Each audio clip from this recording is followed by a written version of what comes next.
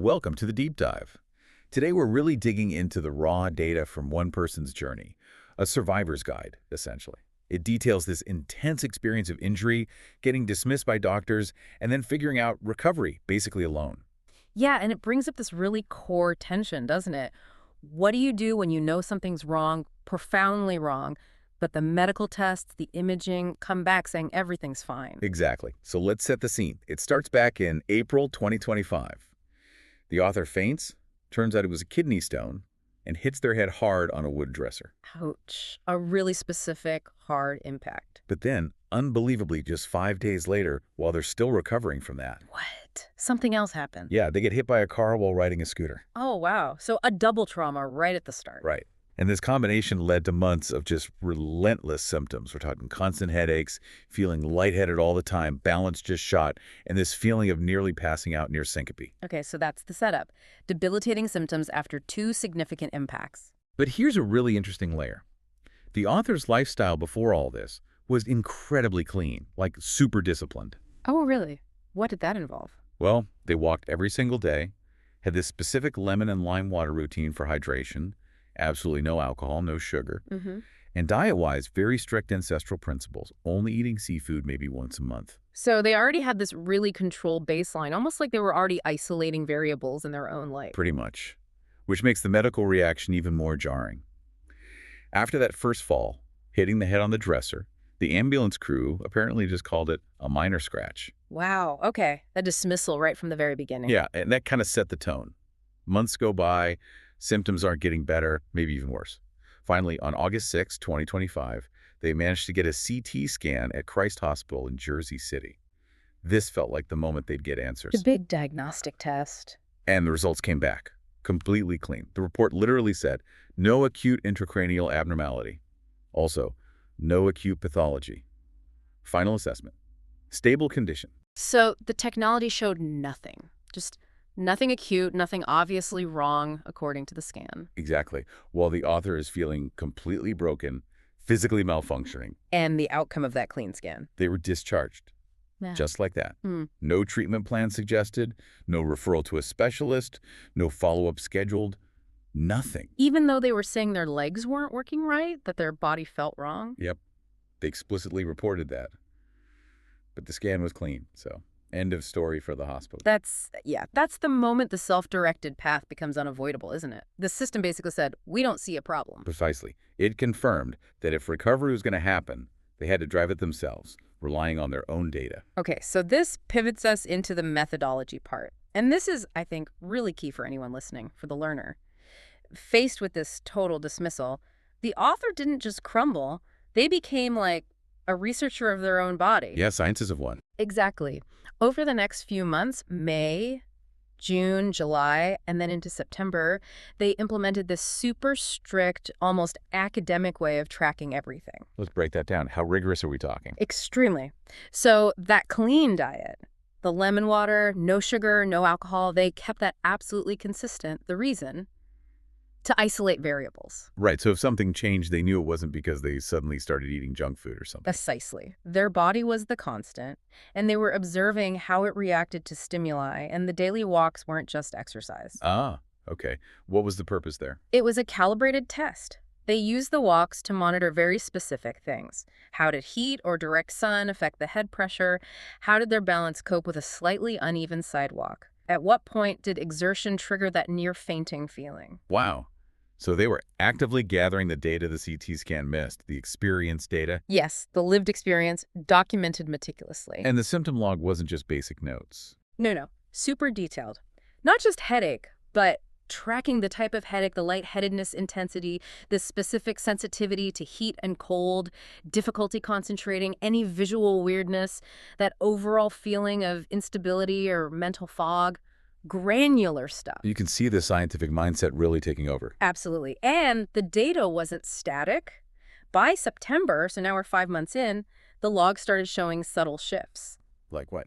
Things like increased head pressure, the lightheadedness becoming more pronounced specifically during temperature changes, like going from AC into heat, even occasional numbness in the fingertips, more neck tension. So a slow, documented decline affecting different systems. Right. But critically, and this is important for the timeline, the log confirmed that the major leg problems, the walking instability, hadn't started yet. That came later. Okay, so let's get to that. Because October 2025 is when things really escalated, Yeah. right? 6 months after the initial injuries. Yeah, this is where it gets truly alarming. Suddenly, the trauma seems to manifest in a whole new way. The legs start going. What did that look like specifically? The source describes sudden knee instability, like the knees could just buckle, difficulty lifting the foot properly to step onto a curb, a stride that became visibly uneven, almost a stumble. Which is terrifying on its own, but also... It compromised their primary tool. Walking was their main way of monitoring and tracking. Now that very tool was failing. God, the feeling of helplessness must have been immense. Oh, completely. The source talks about the emotional toll, intense isolation, feeling paranoid because no one in the medical field was validating their experience, overwhelming frustration, and just this deep fear of permanent damage, losing control over your own body like that. It's the trauma of not being believed, Mm. compounded by the body actually failing. Exactly. So facing this breakdown of their body and the medical systems support the author makes another major shift in November. What did they do? They started broadcasting regularly on BeGo Live. Okay, like live streaming. Why? It wasn't for entertainment, it was a strategy. Public documentation, creating a live, unedited record, a sort of witness to their condition, partly to prevent being dismissed again. They were laying it all out there, the symptoms, the frustration, the isolation. Wow, that's a bold move. Yeah, Turning vulnerability into a data stream, almost. you could see it that way. Yeah. And being so public, so raw, while also having months of meticulous personal data, it created a unique situation. They were desperate, but also incredibly informed about their own condition. Which meant they wouldn't just jump at any random suggestion. Right. They had a high bar for what might actually help based on the detailed tracking. And this is where the story takes a really unexpected turn, isn't it? During one of these BeGo live streams. Yeah, completely out of the blue. A user joins the stream, username VIPI9.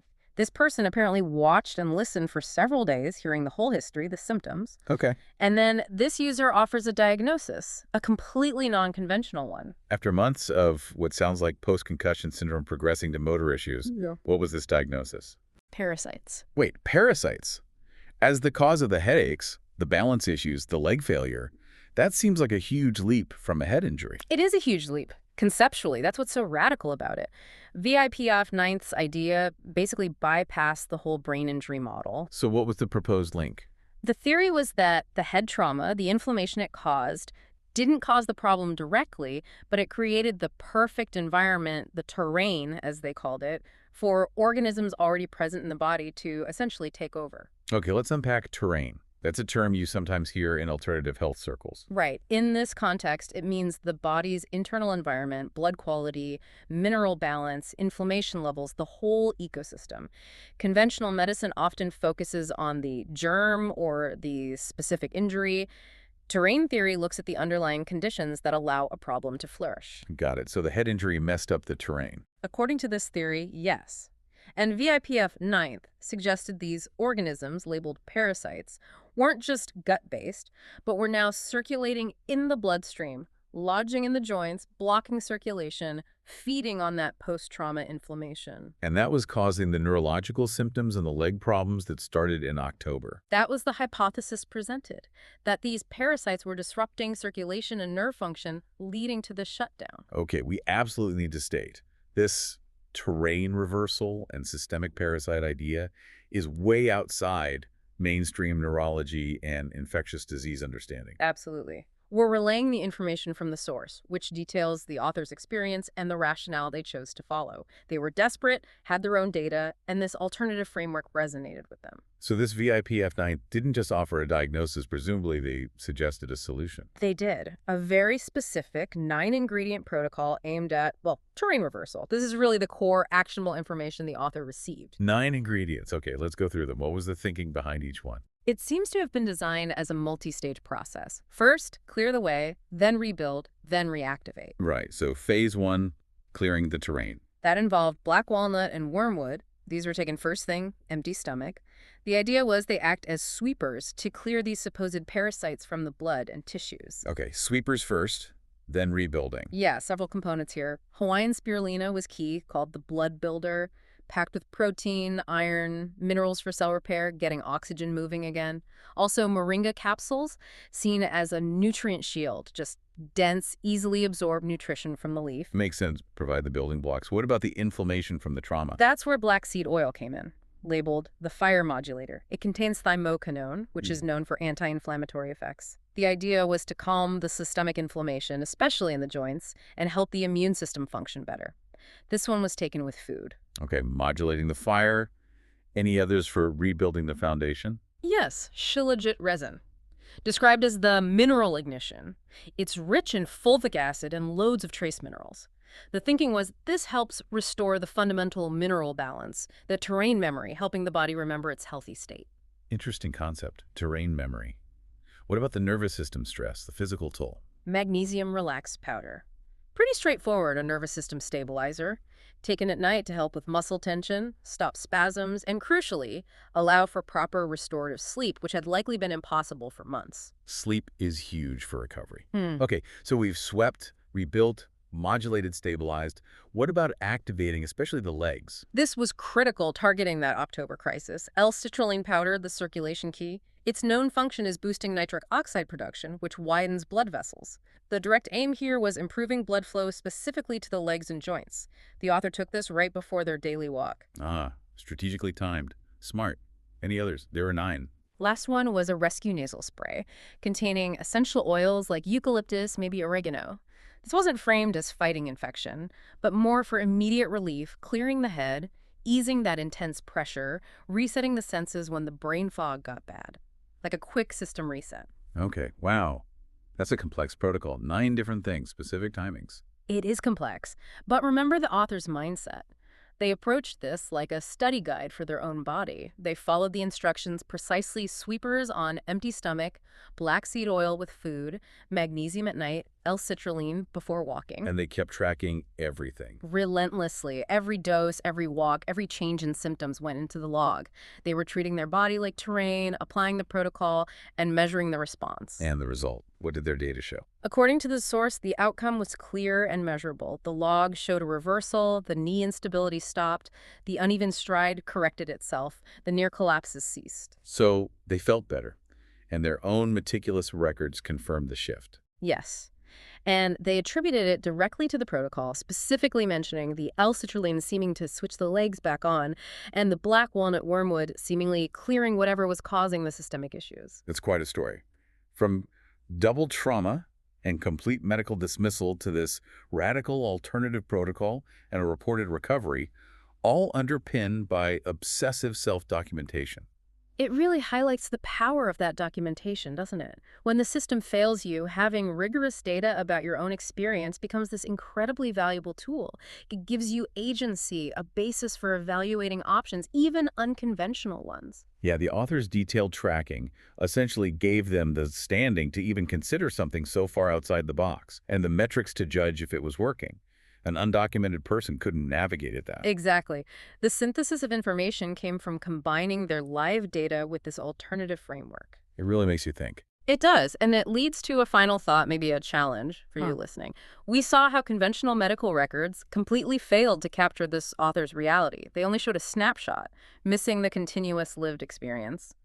So the question is, what data points are you tracking right now about your own health, your body, your environment that the standard medical system might be missing? What personal data could become your own tool for insight or advocacy if the official record falls short? Yeah. What are you noticing that isn't being formally logged? That self-knowledge, that personal data could be incredibly powerful.